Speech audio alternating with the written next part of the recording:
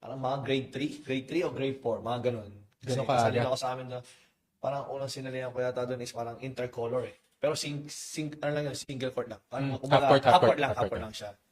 So, yun nga. Yung, ang tawag namin sa court manggahan.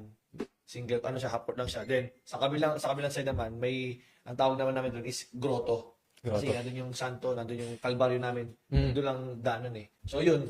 Full court yun. Mm. Pero hindi standard. Kumbaga, yung may... Barangay court lang, no? Yung open. Oh, yung open. Yun.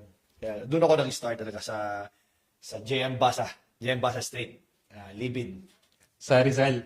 So, sabi nila may nickname ka dun. Kailan mo ba nakuha tong nickname mo na Tuka daw yung tawag sa'yo before? Actually, matagal na yan eh. Ito ka, kasi yung papa ko kasi, sabi, papa ko mahaba daw ang uso. Shoutout sa'yo, papa. Yun nga, yung Tuka, kamukha ko doon yung papa ko talaga kasi.